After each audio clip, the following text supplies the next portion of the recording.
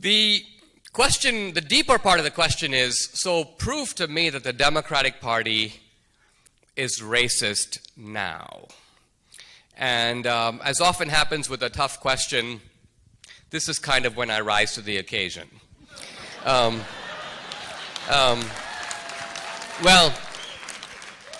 let me just say this.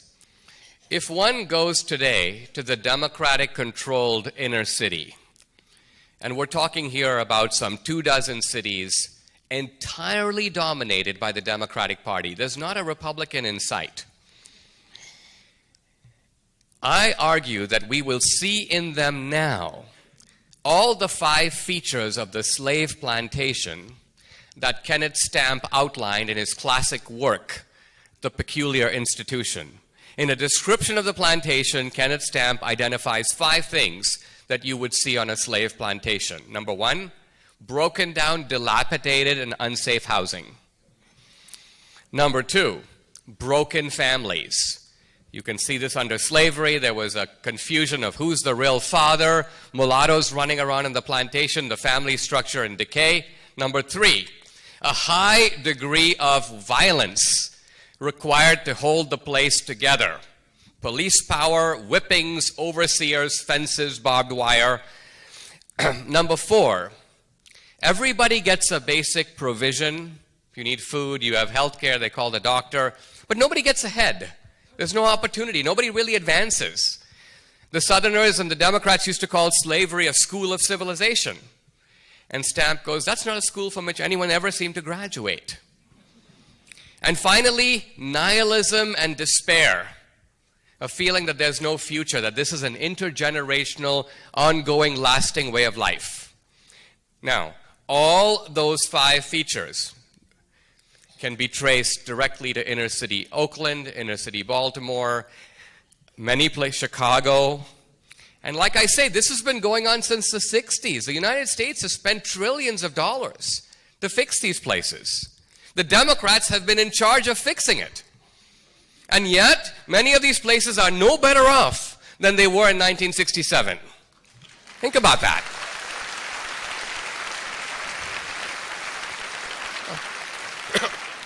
So, at the very least, this reflects a callous and shocking disdain for the welfare of the people who live in those communities. And for me, this is a big opportunity for Trump.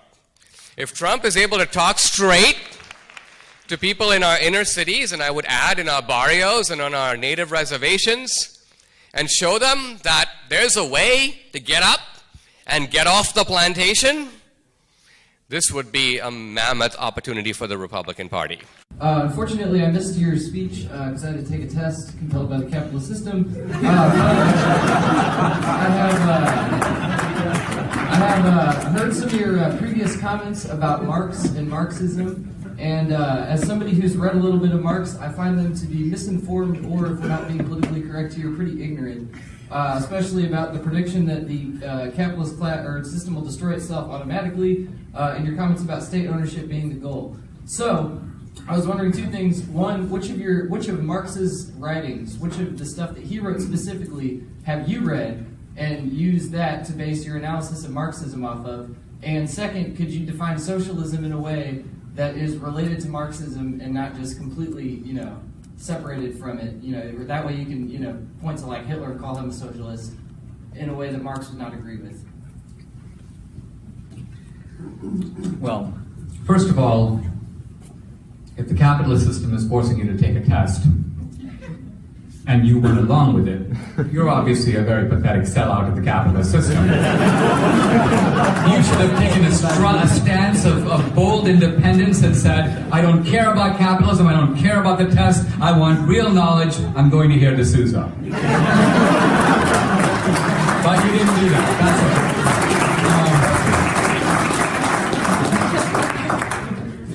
Look, Marx envisioned a socialism that would occur in 2 phases. The first would be the dictatorship of the proletariat, and then pure communism, in which the state itself would wither away. There'd be no state at all. That was Marxist doctrine. Where do you get that from?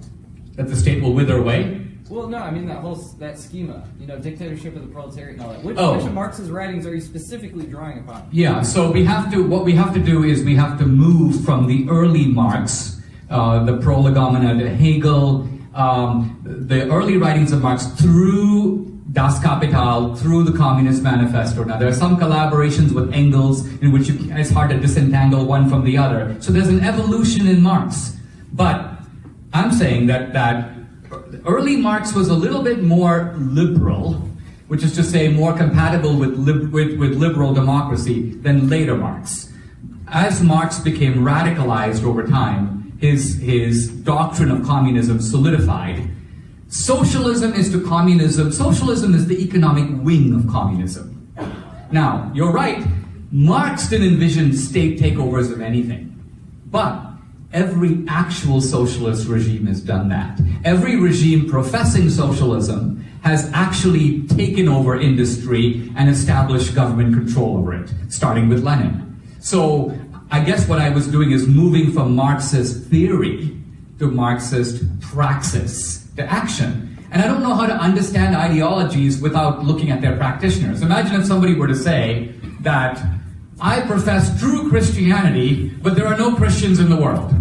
Everybody who actually says that they're a Christian is not a real Christian. I envision a Christianity that is not practiced by any so-called Christian. You'd be like, well, how do I make sense of what you're saying? All these people profess to be Christians, and if we can't look at what they think and what they believe and what they do, what is Christianity apart from Christians?